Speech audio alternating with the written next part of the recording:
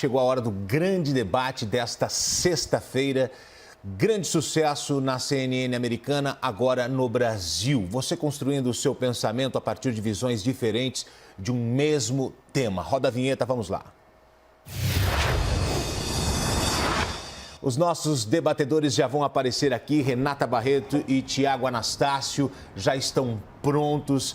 Bom dia para vocês. Eu gostaria de começar falando hoje sobre uma das surpresas da semana. Tem muitos assuntos quentes, muitos assuntos interessantes, mas eu queria começar com vocês com uma das surpresas da semana.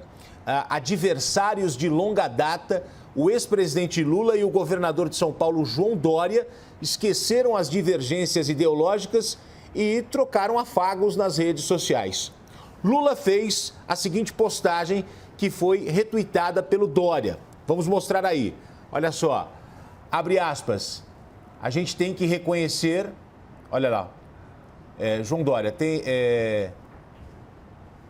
olha, nossa obsessão agora, do Lula primeiro. Nossa obsessão agora tem que ser vencer o coronavírus. Chegamos ao ponto do Dória ter que mandar a PM invadir fábrica para pegar máscara. A gente tem que reconhecer que quem está fazendo o trabalho mais sério nessa crise são os governadores e os prefeitos. E aí, o governador de São Paulo foi lá e retuitou fazendo um comentário. É possível isso nessa rede social? Temos muitas diferenças, mas agora não é hora de expor discordâncias. O vírus não escolhe ideologia nem partidos. O momento é de foco, serenidade e trabalho para ajudar a salvar o Brasil e os brasileiros. Muito bem, vamos agora para a parte dos argumentos iniciais dos nossos debatedores. O que significa a troca de elogios entre Lula e Dória pelo Twitter? Começo com você, Tiago, bom dia. Bom dia, Gotino, bom dia, Renata. Essas manifestações de ambos, governador de estado e do presidente Lula, estabelecem um novo jogo dentro do Brasil. Qual é esse novo jogo? Que não é só político, mas também um jogo de comunicação que tem sido feito ao redor do mundo. Todos os partidos, sejam os conservadores ingleses ou os trabalhistas, os democratas americanos ou os republicanos, assim também como os partidos de esquerda na Itália e de direita, fizeram um armistício. O que significa armistício? Baixaram armas, não para sempre, não por todo o tempo, mas de forma muito simples. Não é a hora da briga, não é a hora das ideologias. É o momento de ação coordenada, estabelecida pelos critérios técnicos. Evidentemente que as figuras bolsonaristas começaram a falar, veja só, o Dória é um comunista. Gente, é impossível que João Dória um dia se alie ou apoie o senhor Luiz Inácio Lula da Silva ou o PT. Ele é o João Dória, ele representa tudo aquilo que o PT, que nasceu em São Paulo, mais lutou durante toda a sua vida. Então é muito complicado nós termos esse tipo de diálogo, esse tipo de argumento, no momento que o presidente da República, e o presidente da República é defendido pelos seus eleitores, e principalmente pelos seus entusiastas, mais até do que eleitores, porque nós sabemos que o quociente de votos do presidente Jair Bolsonaro na última eleição, muitos desses votos foram fundamentalmente contra o PT e não necessariamente a favor dele, porque ele seria a melhor opção. Isso explica uma coisa muito interessante. Nós precisamos entender de uma vez por todas. Nós não estamos no momento de discussões políticas internas, de guerras internas. É um momento do quê? Simples de combate à crise. É mais ou menos como se os trabalhistas e conservadores ingleses começassem a discutir política diante dos bombardeios de Hitler. Eu tenho graves questões nesse jogo político. Particularmente me pareceu apenas uma coisa civilizada, as palavras são claras. Neste momento, graves divergências. Não é que é um aceno político como os bolsonaristas querem, por uma razão simples. Lula falou dos governadores em geral, falou de Caiado, falou de Witzel, falou de petistas, falou de PSDBistas, falou de todos os prefeitos. E nós sabemos que nesse momento, o presidente da República, que tinha grande maioria dos governadores a seu favor, hoje tem grande maioria, 20, contrários a todas as suas posições diante dessa crise. Então, me parece sim um fato relevante, mas parece um fato relevante na questão do armistício. Não que João Dória, o grande empresário paulista, o símbolo de um certo conservadorismo, vá um dia se aliar com Lula. E isso beira o ridículo. Agora, os argumentos iniciais da Renata, por favor, a mesma pergunta. O que significa, neste momento, essa troca de mensagens entre Lula e Dória nas redes sociais? Bom dia, Gotino. Bom dia, Thiago.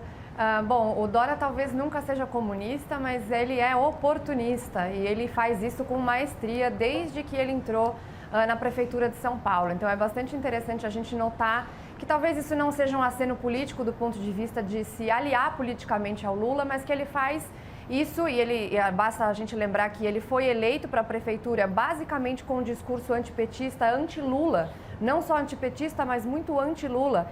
E agora falar de que são apenas discordâncias ou pequenas discordâncias para endossar, de uma certa maneira, o tweet do ex-presidente Lula, condenado, né, que só está solto por conta de uma decisão do STF que mudou seu entendimento de 2016 a respeito de prisão em segunda instância. E o pior de tudo, na minha opinião, é você ainda endossar, quando o ex-presidente Lula fala sobre endossar uma invasão de propriedade privada e confisco. Então, a gente está vendo uma situação acontecer, tudo bem, a gente está numa situação grave de pandemia, mas propriedade privada é sagrada, confisco é uma coisa absolutamente surreal, que não pode acontecer e muito menos ser endossada. Então, quando o governador de São Paulo, João Dória, faz esse pequeno aceno, por mais que não seja necessariamente nesse momento uma aliança política, ele está simplesmente tentando se colocar acima dessas questões políticas, que é impossível, e se tornar oportunista. Mas eu acho que esse vai ser um tiro no pé, eu acho que ele está cometendo suicídio político, basicamente porque as pessoas que votaram nele contra o PT na prefeitura e contra o Márcio França no governo de São Paulo, não vão esquecer esse aceno ao petista Lula. Eu acho que a questão política, obviamente, ela deve ser minimizada em tempos de pandemia, mas a gente não pode esquecer que o Lula continua sendo um dos responsáveis pelo grande esquema de corrupção megalomaníaco que nós descobrimos através da Lava Jato, que é um bandido condenado, chefe de quadrilha, como já foi dito pela Justiça. E o Dória fazer esse tipo de aceno, ainda com essa questão de confisco e invasão de propriedade privada, é absolutamente surreal. Tiago? Eu acho interessante, principalmente quando nós levamos de novo a questão para a Lava Jato. Obviamente que a Lava Jato foi uma operação importante, mas ela ainda está sob júdice. Eu acho interessante, principalmente quando se fala, olha, o judiciário disse que o Lula é o bandido. Aceitamos a palavra do judiciário. Se anularem a condenação do Lula, então o Lula é inocente. É isso que significa isso. Esse tipo de argumento que me traz problemas, principalmente quando se fala em oportunismo, apenas dentro da ideia, na esfera da discussão eleitoral, da discussão política. Eu me lembro muito bem daquela famosa frase do rei de Troia, quando ele olha para o homem que matou seu próprio filho. Nesta noite ainda somos inimigos, mas até entre inimigos deve existir respeito. Num momento como esse, o maior desrespeito que pode existir à população, principalmente dentro de um governo que se demonstra lunático, e nós falaremos hoje disso, é que PT, PSDB, PMDB ou MDB, antigo PFL, democratas e também PSL ou até mesmo sem partidos, como o presidente da República, fiquem com discussões e fiquem pensando na eleição de 2022. É aquela história, Dória é um oportunista. Sim, ele é um oportunista que praticou atos, assim como Witzel também no Rio de Janeiro, que é um estado quebrado, assim como Caiado, ou seja, todos ex-aliados do presidente da República, que agora fazem frente a ele e o mais grave, que tomaram atitudes que agora são seguidas ou foram anunciadas como atitudes que seriam seguidas pelo presidente da República. Então não é oportunismo. Na verdade, aí nós temos uma situação de crise onde essas pessoas entenderam melhor, porque foram assessoradas por médicos e agiram antes. E o que fez, inclusive, o presidente da República passar vergonha e estar passando cada vez mais vergonha, não só dentro do Brasil, como ao redor do mundo. Se nós formos discutir Lava Jato, nós vamos ficar aqui por um longo período. Eu mesmo teria problemas, por quê? Porque eu atuei na Lava Jato e não foi muito bem na defesa de algumas pessoas. Mas a Lava Jato numa operação simples. Exemplo, o maior combate à corrupção não tem mais quase ninguém preso. E ela começou em 2014. O que significou a Lava Jato? O que significou a atuação do ministro Sérgio Moro? É um debate longo que a história vai nos dizer, mas não é tão tranquilo. Eu, por exemplo, não li nenhuma decisão do juiz Sérgio Moro, porque as decisões têm 300 páginas. Eu não sei, não li o processo do presidente Lula. Há uma condenação grave, que, se confirmada, o retira como uma figura importante da história. Mas é um debate muito mais longo do que a frase feita. Nós temos uma situação grave, sim, no país. Nós estamos beirando aquilo que o professor Miguel Reale Júnior falou da necessidade de uma análise psiquiátrica do presidente da República. Miguel Reale, que fez o afastamento de Dilma, que é o assinante do impeachment, junto com a deputada Janaína Pascoal. Renata? Eu acho que a questão aqui não é discutir a Lava Jato, mas a discussão em relação ao que o Lula fez e as provas que ele tem são irrefutáveis, inclusive confirmadas pelos tribunais superiores. Então, para mim, isso é ponto pacífico, não é nem uma questão de discussão. Mas a discussão aqui não é sobre isso exatamente, mas sobre o oportunismo político do João Dória e a maneira como ele acena para o ex-presidente Lula. Eu acho muito engraçado que, quando a gente fala de apenas diferenças políticas, são coisas num campo muito filosófico que não envolvem, por exemplo, envolvimento em corrupção. Ninguém se alia nesse momento ao Fernandinho Beiramar, ao Marcola, ao goleiro Bruno ou qualquer outro tipo de bandido que apareça por aí dizendo que está preocupado com a população.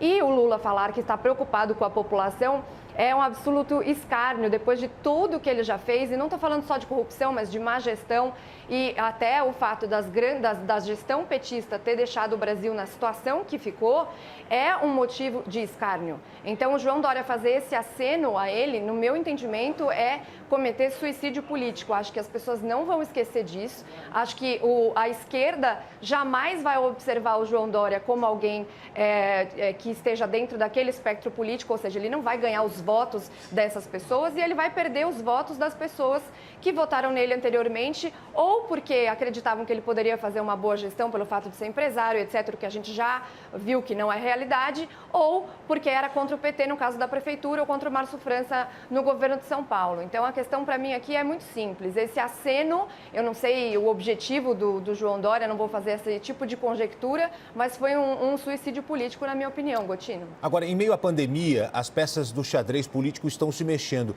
Vocês acreditam que a campanha para 2022 já começou em meio a esse caos?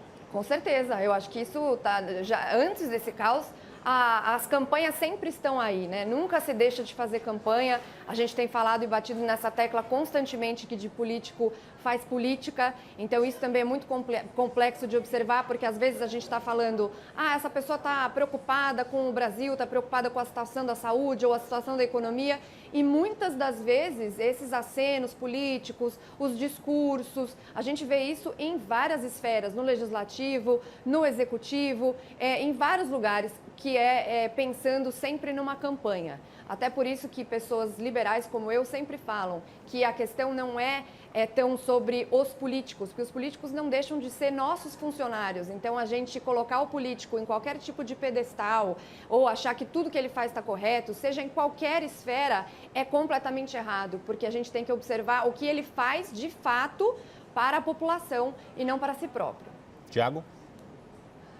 Interessante como existe a crítica fundamental, a crítica que é absolutamente contumaz, a crítica que é ferrenha contra um aceno, que é um aceno simplesmente de armistício,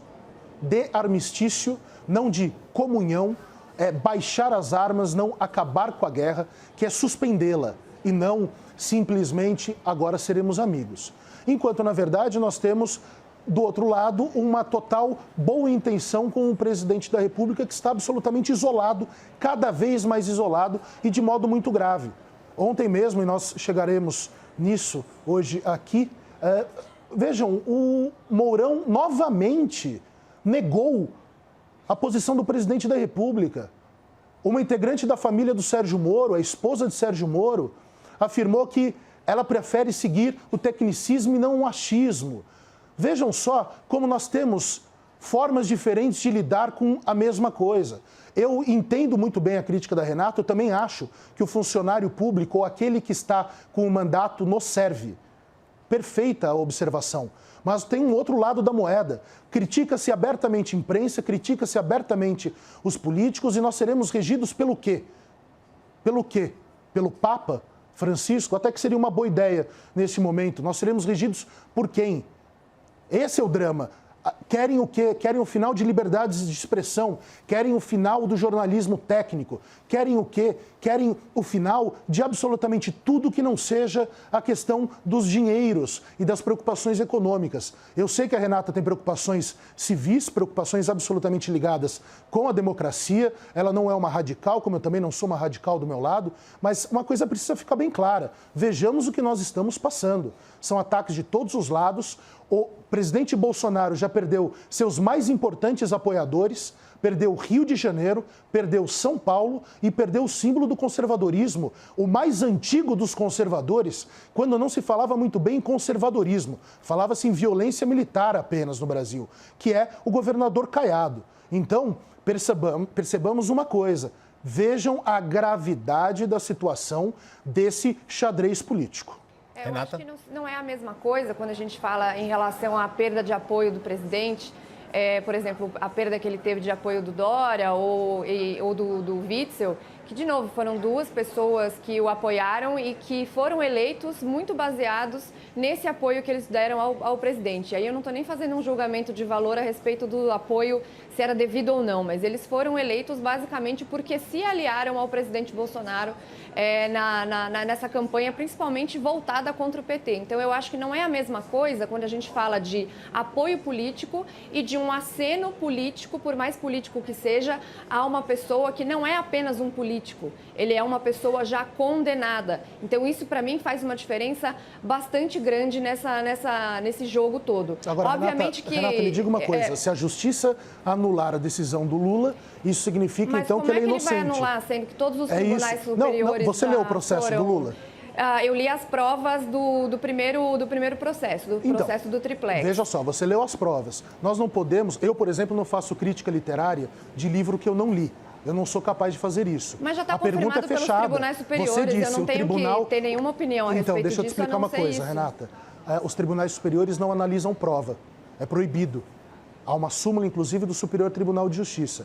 A minha preocupação é usarmos a justiça como chancela, enquanto a justiça nada mais é do que uma filtragem de cuidados. Mas se a gente não usar a justiça como chancela, a gente vai usar o quê? Você estava falando Eu acredito piamente na justiça. Mas então, você estava falando agora há pouco, se a gente não tem políticos, como que a gente vai ser governado, como a gente vai ser regido? Vai ter que ser pelo sistema político, da mesma maneira que a gente tem que acreditar na justiça. E a justiça, ela tem vários trâmites, como você sabe melhor até do que eu. Então, ele passou pelo primeiro juiz, depois foi para a segunda instância e depois foi para o STF, que negou, inclusive, várias vezes os recursos que o ex-presidente Lula colocou. Então, para mim, é ponto pacífico, ele tem vários outros processos sendo analisados. Sem dúvida. Então, não é uma questão apenas de diferença de gostar de azul e gostar de amarelo. A gente está falando de uma pessoa já condenada e, principalmente, no caso do João Dória, ainda tem a questão do oportunismo de que ele foi eleito, basicamente, no discurso antipetista, no discurso anti-Lula. Não era só um discurso antipetista. Então, eu acho que são coisas diferentes quando a gente fala de apoio que o presidente perde ou os desgastes que ele sofre quando ele faz alguns tipos de acenos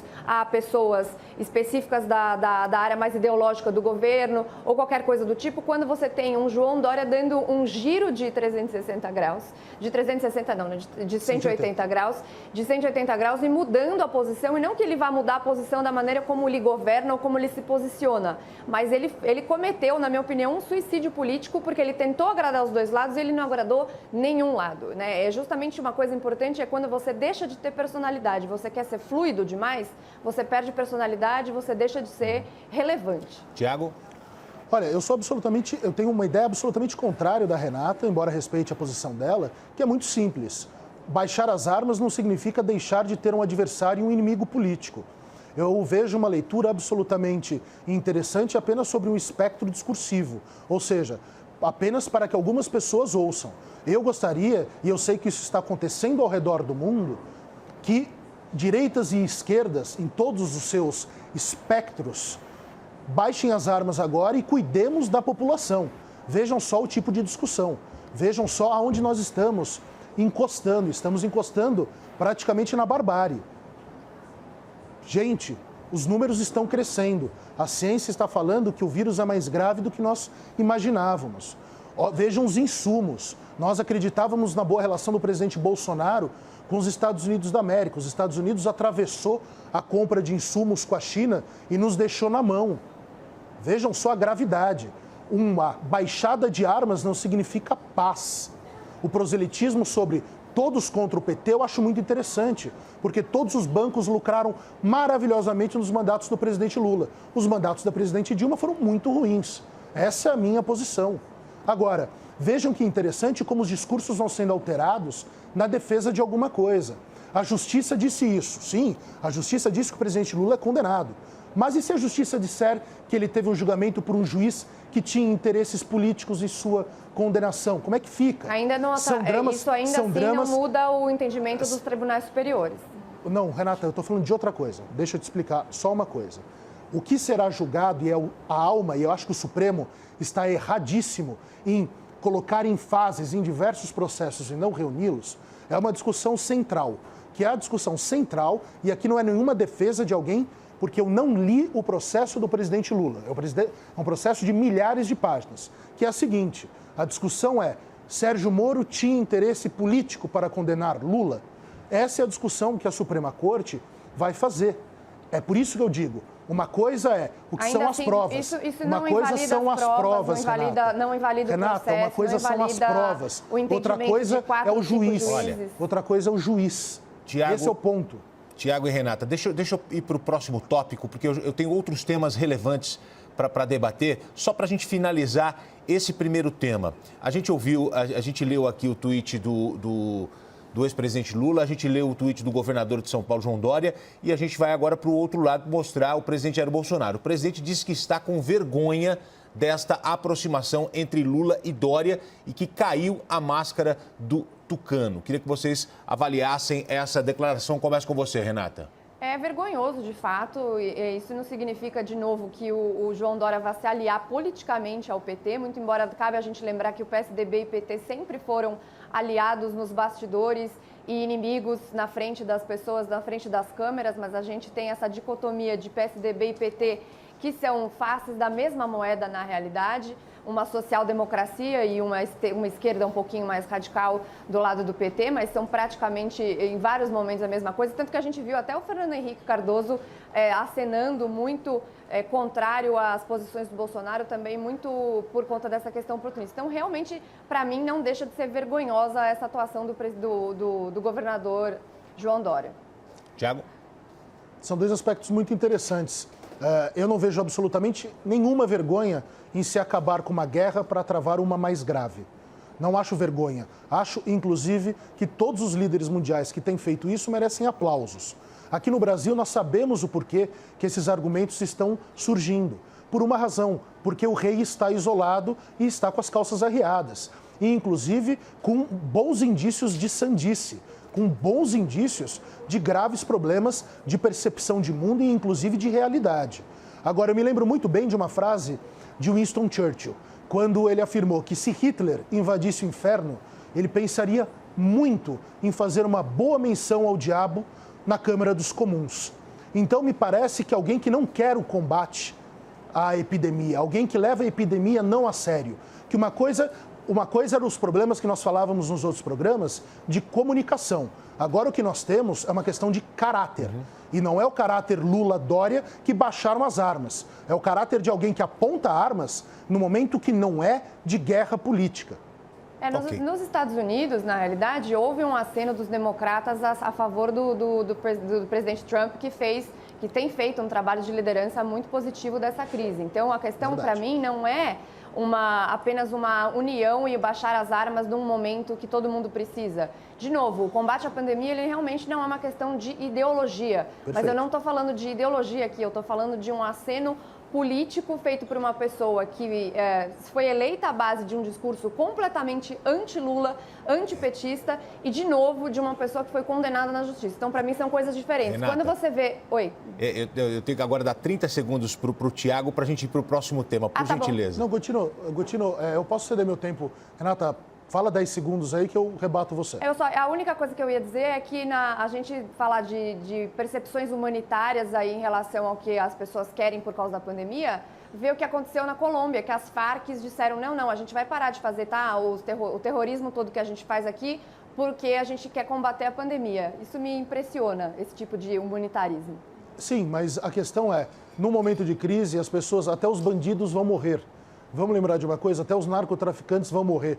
Se todos os problemas de Estado agora ficarem... Por exemplo, a justiça não está trabalhando. Os policiais, ontem eu vi a presidente do Sindicato dos Delegados de São Paulo, Raquel Galinatti, falando, eles não têm insumos, inclusive, para treino, como máscaras, como luvas. A questão é, até a justiça está parada, até os bandidos vão morrer, até a polícia não tem como treinar. É um problema de humanidade. Berlim bombardeia Londres e nós não podemos ficar com discussões políticas ou pensando sob espectro. Okay. O aceno. Não houve aceno, gente. Tiago, pelo amor de Deus. Eu tenho que ir para o próximo tema, claro. Porque eu tenho outros 5, 6 temas relevantes aqui, importantes para a gente debater. Queria entrar já no segundo tema. Eu gostaria que os nossos debatedores assistissem agora, junto com quem está acompanhando a CNN neste momento, um vídeo divulgado pelo presidente Jair Bolsonaro. O vídeo mostra uma professora pedindo para retomar o trabalho.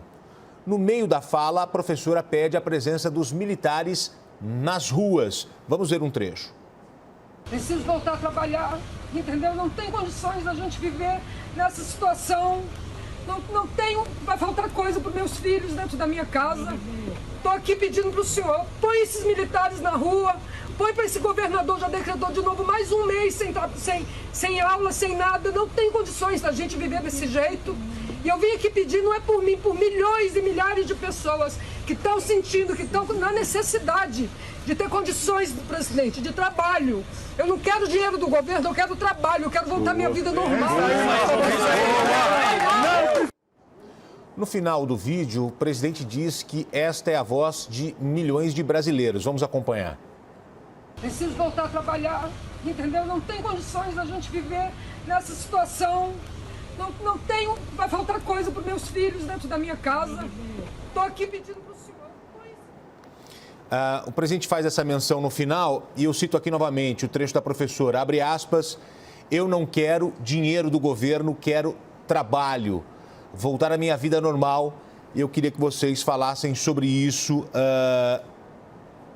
essa declaração desta professora, e ela pede também a presença dos militares. Começo com você, Tiago. É muito triste ver uma situação como essa. Nós sabemos o porquê que essa mulher e tantos milhares, milhões de brasileiros não estão trabalhando. Porque as pessoas estão morrendo. E é muito difícil explicar para um povo que, infelizmente, não teve todos os acessos. Eu não falo dessa senhora que é uma professora, mas que não teve todo o acesso à coisa da educação de cidadania, que esse é o momento de respeito ao próximo, de amor ao próximo, exatamente como se pensa no cristianismo. O que é muito interessante aí é que as pessoas sim estão desesperadas e ela fez um discurso sobre eu não querer nada do governo, eu quero trabalhar. Sim, mas é um momento em que não se pode, a não ser os serviços essenciais. Nós precisamos passar por essa crise que é sanitária, que é uma crise de saúde. É óbvio que é uma pessoa desesperada, eu entendo, sofro, creio que qualquer ser humano que raciocine um pouco sofra com uma situação como essa. Mas ela vai no lugar comum, que é um lugar comum que o presidente da República adora incentivar. Ela pede a intervenção de militar contra um governador, contra o ato de um governador. Vejam a gravidade do que é o aplaudir a violência, aplaudir o uso da força, aplaudir a negação da história.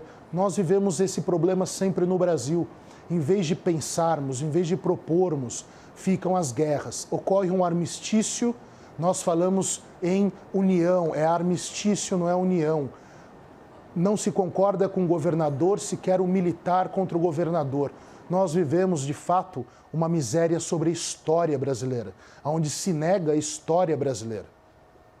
Renata? Então, eu acho interessante a gente destacar, né, e todas as mídias estarem destacando apenas a questão de que ela fala dos militares. Ela fala, eu não sei, 3 minutos, 4 minutos, 5 minutos, e a maior parte da fala dela é uma percepção pessoal, e que é de muitos brasileiros da mesma maneira, de que ela está já passando por dificuldades, de que ela não quer a ajuda do governo, ela quer trabalhar. É uma preocupação e uma angústia bastante legítima da maior parte dos brasileiros, e não só dos brasileiros como ela, que no caso dela é professora, mas dos informais, das pessoas que estão passando por uma situação bem difícil, isso porque a gente está bem no começo ainda em comparação com outros países da pandemia. E aí a gente destaca a fala que ela pede desesperada de colocar os militares na rua. Eu não entendo que a postagem do presidente foi um endosso a colocar os militares na rua, e muito menos de prestar uma violência. É até interessante a gente pontuar que, de um lado, a gente fala de que a violência não pode acontecer, que realmente não pode acontecer, e se apoia confisco de propriedade privada, invasão de propriedade privada em nome de um combate a uma pandemia. Então, são coisas que devem ser equilibradas. O confisco não é correto, a invasão de propriedade privada não é correta. Tudo isso é completamente absurdo nesse momento. Então, eu entendo muito a fala dessa professora, me compadeço dessa angústia que ela tem. E, de novo, eu acho que o presidente, quando ele fala sobre a necessidade de voltar à economia, eu estava ouvindo uma entrevista dele hoje vindo para cá, e ele falando, olha, a gente tem uma situação muito delicada, a economia não pode parar, ao mesmo tempo a gente tem que fazer o isolamento. Então, de novo, é uma questão de equilíbrio, e as pessoas estão desequilibradas num momento que é de desespero. Deixa eu ver se a gente tem o trecho, Igor, do presidente falando. O trecho da professora foi inteiro. Agora a gente vai colocar o trecho do presidente Jair Bolsonaro falando que ela representa a voz de milhões de brasileiros. Vamos colocar agora. O que está acontecendo com a gente? Por que querem derrubar o senhor? Porque sabe que o senhor quer o bem da gente. É verdade. É isso, presidente, a gente está junto. Presidente, faz uma oração. Estamos com o senhor, eu peço para o senhor, pelos meus filhos, por toda a nação, por esses que não podem estar aqui nesse momento, eu peço por todos. Não fala nada para essa imprensa, presidente. Age pela gente. Isso aí. Age pela gente, que a gente está com o senhor. Não é ideologia. Pode ter certeza que você fala por milhões de pessoas. Pergunto a vocês que estão debatendo aqui no grande debate da CNN. Quando ele divulga o vídeo, pede para as pessoas divulgarem o vídeo, é um endosso, porque a professora fala de militares na rua. Existe algum motivo de preocupação nesse endosso presidencial, Tiago? Evidentemente é um endosso presidencial, evidentemente é a claque do presidente da República, aqueles que sempre estão ali, tomando inclusive o lugar da imprensa e refutando que a imprensa esteja ali.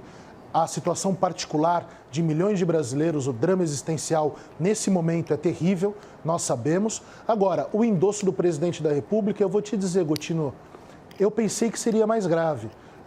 A questão dos militares na rua, do militar contra o adversário político, a questão do repúdio à imprensa, tudo isso, eu teria medo de dizer, olha, voltaríamos a 64. O meu medo não é mais 64. Meu medo é nós voltarmos à idade das trevas. Nós estamos voltando muito para trás. O capitão do Exército está louco e está incentivando, está repostando que militares sejam usados contra governadores, enquanto um general afirma absolutamente o contrário e traz estabilidade ao país. Eu, particularmente, não tenho a menor intenção que o presidente Jair Bolsonaro seja derrubado. Seria muito traumático mais um processo de impedimento. Agora, pensemos muito bem no que o presidente está fazendo de novo. Esse sujeito, 2 dias atrás, falou em quê? Impacto com governadores e prefeitos. Vejam o que ele faz no dia seguinte. É um caso que beira, ou se nós já não chegamos nisso, a psiquiatria. Se estivéssemos no judiciário, já teria sido instaurado um incidente de sanidade mental. Eu já vi pessoas sendo consideradas loucas e indo para um manicômio judiciário por muito menos do que isso. Renata? Ou ele precisa manter uma linha, não pode ser um dia ou outro. Para o nosso debate, para mim, para a Renata, para você, Gotino, é até bom que surjam todos esses assuntos todos os dias. Mas para o país isso é péssimo. Eu acho que é um exagero falar de insanidade mental do presidente, mas eu acho que, de novo, a gente já falou disso várias vezes e eu vou continuar mantendo a minha posição de que existe um problema de comunicação, o que não é verdade quando a gente olha para esse vídeo e quer colocar o foco especificamente numa fala que ela diz desesperadamente que ela quer os militares na rua, porque em nenhum momento o Bolsonaro termina esse vídeo e fala assim, vamos colocar os militares na rua ou vamos constranger o governador. Então ele tem muitos problemas de comunicação, muitas falhas, ele fala uma coisa, às vezes faz outra, e eu concordo plenamente com isso. Mas até aí, transcender isso e dizer que isso é um endosso a colocar os militares ou uma maneira de tentar trazer a violência para combater aquilo que ele acredita que seja necessário, e principalmente falar que a gente está voltando atrás. A gente finalmente teve uma melhora da economia super importante nesses últimos tempos. As pessoas que falavam contra o Bolsonaro nas eleições acreditavam que iria instaurar a ditadura e o genocídio de maneira generalizada. Isso não aconteceu. Então não dá para a gente ficar vivendo em ditadura imaginária, em processos de que, achando que o presidente vai, enfim, colocar os militares ou tentar instaurar algum tipo de violência. Não é isso que vai acontecer. A gente já viu que o presidente, apesar dos seus problemas de comunicação, não é um presidente antidemocrático. Vamos para o terceiro tema, então. Vamos falar agora sobre o presidente Jair Bolsonaro e Luiz Henrique Mandetta. O presidente da República fez declarações que expõem as suas diferenças com o ministro da Saúde, Luiz Henrique Mandetta. O presidente cobra mais humildade do ministro. Vou colocar um trecho dessa fala que foi concedida pelo presidente a uma emissora de rádio, a Rádio Jovem Pan, na noite de ontem. Vamos ver. O Mandetta já sabe que a gente está se bicando há algum tempo, já sabe disso, tá? Eu não pretendo demiti-lo no meio da guerra, não pretendo. Nenhum ministro meu é indemissível, nenhum, tá? Todo mundo pode ser demitido, como 5 já foram embora, infelizmente, por motivos que não é o caso de discutir aqui. Agora, eu acho que o Mandetta, em alguns momentos, ele teria que ouvir um pouco mais o presidente da República. Se o Paulo Guedes achar que só a economia é importante, o Mandetta achar que só a saúde é importante, eu vou ter problema com os dois. Não tem nenhum problema com o Paulo Guedes. Agora, o Mandetta quer fazer valer muito a vontade dele. Pode ser que ele esteja certo, pode ser. Mas está faltando um pouco mais de humildade para ele, para conduzir o Brasil nesse momento difícil que nós encontramos e que precisamos dele para que a gente vença essa batalha com o menor número de mortes possível. Renata, falta humildade para o Mandetta? Olha, na verdade, houve talvez uma quebra de hierarquia aí, quando o Mandetta se coloca acima das questões do presidente. Entendo que ele, como médico, ele tem a preocupação muito focada na saúde, ele está correto em fazer isso. Ele é um ministro bastante técnico, eu elogiei antes aqui, e ele é um ministro que se tornou popular, né, na condução dessa crise. E o Bolsonaro, como presidente, ele precisa olhar a coisa da maneira mais global. Agora, o que não dá para acontecer, embora eu entenda que existam tensões naturais entre economia, saúde, o próprio presidente, o que não dá para acontecer é fazer esse tipo de pito publicamente. Eu acho que se você fala bem publicamente, aquele velho ditado, e você repreende no privado. Agora a gente está num momento, como nós já falamos várias vezes, de que é preciso união, é preciso uma coesão e firmeza e força nas palavras. As pessoas estão esperando isso dos líderes que eles enxergam ali. Então eu acho que é absolutamente desnecessário esse desgaste com o ministro. O ministro depois foi e respondeu. Então esse tipo de debate público entre ministro e um presidente, eles têm que sentar, se entender e passar uma mensagem alinhada para a população. Isso é mais importante. Tiago, você fala sobre o assunto agora. O presidente diz que falta humildade ao Mandetta. Como é que você avalia isso? Eu estou com mais e mais problemas cada dia com entender, primeiro, o que o presidente da República fala. Segundo, porque pela fala a gente consegue entender o que uma pessoa pensa. A fala confusa, nós não concluímos, então, o que a pessoa pensa. A questão mesmo, volto só rapidinho, Gotino, a questão da repostagem nada mais é do que uma citação. A repostagem é a nova citação, ou seja, é a concordância absoluta com algo. E essa senhora não pediu só militares e ditadura, ela pediu ataque aos governadores, ao governador que impede ela de trabalhar. É uma outra coisa. Quando a gente percebe o ministro Mandetta sendo cerceado pelo presidente da República, faltando o que o presidente diz ser humildade. Se o ministro Mandetta não tivesse sido humilde, senhor presidente da República, lembre-se, as pessoas estariam na rua e nós já teríamos milhares de mortes no Brasil. Então não é uma questão de humildade, é uma questão de inteligência. O senhor quer que falte inteligência ao ministro Mandetta, como falta ao senhor. Nós estamos ouvindo o ministro Guedes preocupado, o ministro Mandetta preocupado. Agora, Por que não ouvir o médico? Por que dar um pito desse ao ministro da Saúde em público? Por qual razão? Porque, simples, o presidente da República pensa apenas em 2022. O problema é Dória, Witzel, Mandetta. Se os planos econômicos do Guedes derem certo e Guedes sair imediatamente do governo, ele também será um problema e começará a ser atacado pelas linhas e hordas bolsonaristas. Então vejam que o problema do Brasil é de postura, é de respeito até mesmo dentro das instituições, interna corporis, dentro dos corpos. O ministro Mandetta não merece críticas nesse momento, assim como o ministro Guedes não merece críticas nesse momento. Me parece que nós estamos vivendo, sim, a necessidade de confronto que fez o bolsonarismo. Sem confronto, não existe a possibilidade dessa linha política brasileira, eleita democraticamente, com votos que não necessariamente eram favoráveis, mas eram contrários ao PT, e ninguém pode negar isso. Não existe essa linha política sem balbúrdia, sem guerra, sem estupidez, sem ofensas. Não é a hora disso, presidente Bolsonaro. Todos nós sabemos disso. Aqui não é o papo de um comunista, de um esquerdista, de um direitista. É uma questão de respeito, de educação. Chega de ataque aos estados, chega de ataque aos municípios, chega de ataque à imprensa. Governe esse país. Renata? Eu acho bastante importante pontuar essa questão da comunicação, que é algo que a gente tem falado todos os dias de maneira bastante contundente. Então, a gente tinha falado bem de um pronunciamento que ele fez recentemente, que tinha sido dentro do tom e da linha esperada do presidente da República, do chefe de Estado. Então, eu não gosto da atuação contrária aos seus ministros de maneira pública. Eu acho que é muito importante que ele entenda isso. Eu até consigo entender que ele não goste de uma quebra de hierarquia, mas isso não é motivo para que ele ataque publicamente o seu ministro e coloque as pessoas...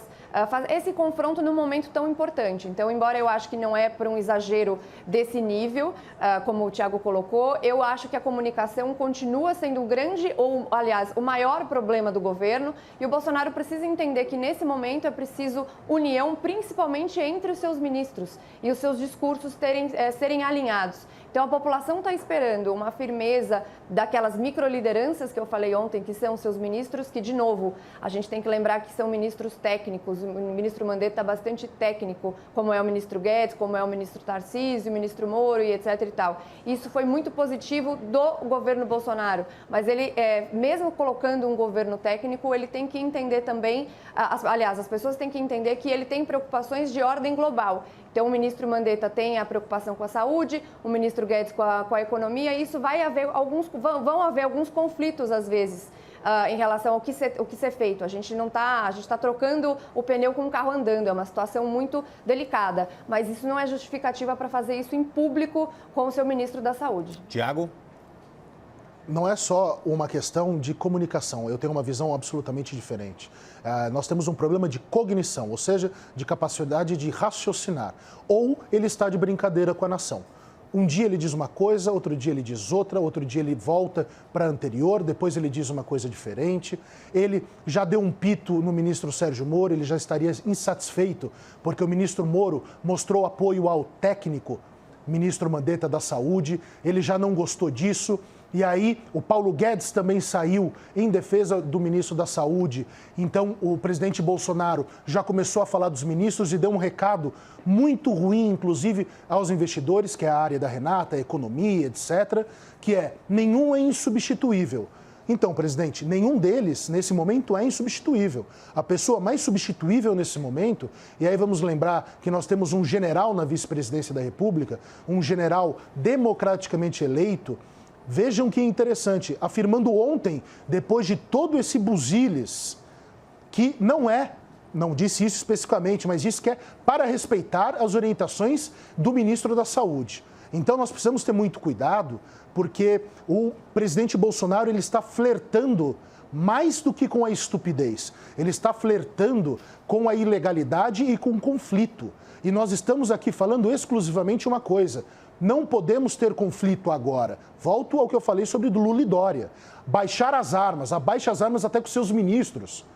Esse é o recado que tem que ser dado ao presidente da República. O que nós estamos vendo é muito sério, é muito grave. Vocês percebem que hoje o meu tom é um pouquinho, uma nota acima. Por quê? Porque nós estamos percebendo sandice, nós estamos percebendo o que já beira loucura. Eu estou muito preocupado com essa situação. Renata, você viu o tom acima do Tiago? Você vê exagero no que ele está falando? Eu vejo um pouco de exagero em relação à loucura do presidente, mas eu acho que a comunicação, de novo, é um problema, sim. A falta de alinhamento, essa questão de repente, se colocar acima. Ele, como presidente, ele está acima dos ministros em relação ao que vai ser feito, é ele que dá a última palavra, isso é um fato. Mas o alinhamento entre eles é muito importante e a população, para se sentir segura, precisa ouvir um discurso mais alinhado. Então, de novo, eu acho que a tensão existe entre várias áreas, as preocupações, elas são dispersas. O ministro tem uma visão mais técnica, mas que foca muito exclusivamente na saúde. O presidente Bolsonaro tem uma visão que corrobora com a questão que foi falada no vídeo anterior da pessoa que está desesperada, etc. Então, tem que haver um equilíbrio, mas, de novo, esse equilíbrio ele tem que ser dado pelo alinhamento entre esses ministros e como é que eles comunicam isso à população. Então, eu não gosto da ideia de fazer esse pito público, de falar dessa maneira e depois ficar essas respostas indas e vindas entre os dois. É totalmente indesejável num momento que a gente passa agora, que é muito delicado. A gente mostrou a fala do presidente Jair Bolsonaro na entrevista à Rádio Jovem Pan. A gente também ouve o ministro Luiz Henrique Mandetta. Ele disse que não comenta ações do presidente da República e que, por isso, não pretende rebater as declarações de Jair Bolsonaro. Mas o ministro falou para a Folha de São Paulo e a CNN Brasil apurou, checou essa declaração, olha só, abre aspas, não comento o que o presidente da República fala, ele tem mandato popular e quem tem mandato popular fala e quem não tem, como eu, trabalha. Tiago. Eu discordo plenamente do ministro Mandetta por uma razão. Quem tem mandato fala. No caso, o presidente da República rosna. E o ministro da Saúde, de fato, trabalha. Então, nesse aspecto, nós temos, de fato, um problema. O ministro da Saúde está sofrendo ataques, é evidente. As críticas a ele são cada vez mais claras. Mas a questão é, por que se critica o ministro Mandetta? Me deem um motivo de crítica ao ministro Mandetta, que não seja uma crítica técnica. Aí os médicos é que devem dizer isso, porque eles estão falando um outro idioma, porque é o momento de um outro idioma. Por que essa crítica?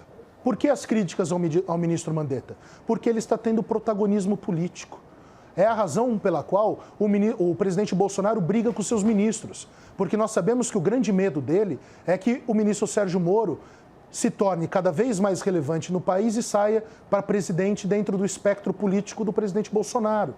Por que ele critica os governadores? Porque no momento de crise, esse bom trabalho que os governadores, todos os governadores brasileiros, não falo de Dória, de Witzel, de ninguém, todos os governadores brasileiros estão fazendo, colocam eles um patamar acima do presidente da República. Ele está vendo inimigos e ele só consegue sobreviver no embate. Esse é o problema grave que nós temos. Eu quero entender qual é uma obrigação do presidente da República explicar os motivos de uma decisão e de uma fala sua. Qual é o erro do ministro Mandetta? Falta de humildade? Isso é subjetivo. Eu vou falar agora o que está acontecendo em Brasília. Aliados do presidente dizem que Mandetta não preparou o governo corretamente para lidar com a crise da Covid-19. Aliados do presidente informam que o ministro estava passando a informação que estava tudo tranquilo. E aí eu pergunto a vocês sobre essa exposição toda e agora até uma transferência de responsabilidades. Trabalho do Mandetta corre o risco de chegar ao fim antes do fim da pandemia, Renata? Não sei se corre o risco, né? Não sei se ele enfrentaria esse risco político, porque o ministro Mandetta se tornou popular na condução dessa crise. Então, talvez se ele fizesse algum movimento antes disso acabar, ele vai acabar espirrando nele, como já está espirrando, né? Então, não sei se vai chegar até o final, se ele não vai deixar o ministro chegar até o final. É muito difícil de opinar sobre essas conjecturas de que se ele falou ou não falou que estava tranquilo ou não estava, mas, de novo, eu não entendo por que falar disso de maneira pública e não consertar essas coisas internamente e depois passar uma mensagem alinhada. Então, assim, eu consigo entender, por um lado, Tiago, quando você fala a respeito dos embates, de que o presidente sempre foi muito, muito atacado por todos os setores possíveis. Então, ele tem essa posição mais agressiva contra, o que não justifica o que ele faz com o ministro nesse momento. Então, eu consigo entender ele por um lado, mas ao mesmo tempo eu acho que ele precisa voltar a algumas casas e entender que a mensagem para o público tem que ser alinhada. A mensagem para o público, principalmente no momento de crise, que as pessoas estão desesperadas, como mostrou esse vídeo da professora, que as pessoas não sabem o que fazer, tem que ser uma mensagem alinhada. E aí, de novo, eu volto. Ele poderia se inspirar um pouco mais, talvez, no próprio presidente Trump, que tem feito isso de uma maneira muito mais alinhada e firme em relação ao que ele está fazendo. Obviamente que a situação dos Estados Unidos é totalmente diferente da situação do Brasil por um único motivo. O Brasil é muito mais pobre. Então, se a gente olha o pacote de estímulos que os Estados Unidos fez na casa de 2 trilhões de dólares, aqui a gente está num pacote de 750 bilhões de reais. Então, a diferença é muito grande e aí por isso que eu entendo a preocupação do presidente e dos setores ligados a ele que estejam preocupados com a economia e com a volta disso. Mas, de novo, isso não é desculpa nem justificativa para dar uma mensagem desconexa à população, vinda do ministro e vinda do presidente da República. É muito importante que ele entenda isso, muito importante. Tiago Anastácio. O problema do histórico do presidente da República em toda a sua vida pública é de confronto, é de não união, é de desrespeito, inclusive às hierarquias, e inclusive às hierarquias militares. O presidente da República sai do Exército com uma afirmação do Superior Tribunal Militar sobre a sua capacidade de comunicação, exatamente o que a Renata tem salientado muito bem. Afirmou o ministro do STM o seguinte: esse capitão Bolsonaro não é sequer capaz de escrever Duque de Caxias. Então, ele não tem sucesso na vida militar, fica 30 anos jogado no Congresso Nacional, não aprova nenhuma lei relevante, transita de um lado para o outro. Certa vez saudou a entrada, o golpe militar de Hugo Chávez na Venezuela, um ditador, e aí não me importa o que as esquerdas vão pensar sobre essa afirmação, um ditador sim, assim como Nicolás Maduro, e depois, sendo motivo de sarros em programas de comédia, ele surfa numa onda de antipetismo absolutamente razoável diante das descobertas da Polícia Federal, do Ministério Público Federal, na Operação Lava Jato. E nós temos agora novamente isso, a briga total, o confronto total. É por isso que eu falo em alucinação, porque ele vê inimigos em todos os lados, porque ele sempre teve inimigos de todos os lados. Ah, porque todos os inimigos dele são bandidos? Não, imagina, há uma foto dele super feliz ao lado de Eduardo Cunha no dia da abertura do processo de impeachment. Por quê? Porque esse é o jogo da política, ele não é estagnado, ele é móvel, ele muda. Nós estamos vivendo um momento de sandice, sim, porque a história dele é assim. Nós tivemos um pouco, sim, nossa, de esperança, porque o Ministério, eu posso não concordar com a linha, mas ele é bom. Mas agora ele ataca o Ministério. Agora nós vamos para a parte dos argumentos finais. Eu peço que vocês escolham aí os temas mais relevantes que nós abordamos aqui, para que vocês façam as considerações. Eu lembro dois detalhes, que você pode usar a hashtag Grande Debate para você comentar nas redes sociais o que você achou do ponto de vista de cada um, o que você gostou, o que você não gostou, críticas, sugestões. Você pode participar com a gente aqui do Grande Debate. E falo também que as falas dos nossos debatedores não representam o pensamento da CNN. A gente abre o espaço aqui para a conversa, para o debate, para as ideias, para as opiniões e que você, na sua casa, possa avaliar aquilo que você acha melhor, que você entende melhor, ok? Vamos seguir, então, pensamentos finais, argumentos finais dos nossos debatedores. Começo com você, Renata Barreto. Vamos lá, obrigada novamente pelo dia de hoje, bom dia a todos os nossos espectadores. Então, meus argumentos são o seguinte: primeiro que eu acho que a gente não pode confundir baixar as armas com a questão, apenas a questão política, né? A gente não pode se aliar às pessoas que a gente tem completa ojeriza em momentos de pandemia. Uma coisa é a gente se aliar do ponto de vista da saúde, da economia, as pessoas quererem que as coisas voltem, mas a gente não pode se esquecer qual é a intenção dessas pessoas, por exemplo, quando a gente falou ontem da hashtag Paga Logo. Então, está todo mundo super preocupado com a pandemia, mas fazendo oportunismo político e atacando o governo em uma coisa que eles sabem que os trâmites não são assim, são trâmites complexos. Então, esse oportunismo é preciso ser enxergado, porque da mesma maneira que as Farc na Colômbia baixaram as armas e pediram um cessar-fogo, eles não são humanistas e não são pessoas preocupadas com a saúde da população. Eles deixaram de fazer terrorismo, de assaltar, de violentar, de praticar atos mais abomináveis porque estão preocupados com a pandemia. Então, isso, para mim, ele transcende o bom senso. Agora, em relação ao presidente Bolsonaro, eu até faço um apelo ao presidente de que escute as alas mais moderadas do seu governo, de que a comunicação realmente tem problemas. Então, se o senhor tem problemas com o ministro Mandetta, se existe uma falta de alinhamento em relação ao que o senhor pensa, outros ministros pensam, é a maneira como isso deve ser comunicado à população num momento muito delicado, de conflito, muito delicado, muito difícil para todo mundo, que a comunicação esteja mais alinhada. Isso vai fazer uma diferença enorme na maneira como as pessoas enxergam não só o seu governo, mas como as ações vão ser feitas daqui para frente. Ok. Tiago, agora as suas considerações finais. Gotino, Renata, obrigado por esse debate no dia de hoje, aos senhores telespectadores também. O que me importa bastante e é relevantíssimo que eu fale ao término desse programa é o seguinte: o presidente da República está agindo de uma forma absolutamente contrária aos interesses dessas pessoas, que são manipuladas a partir de robôs de internet, a partir de claques. O que é claque?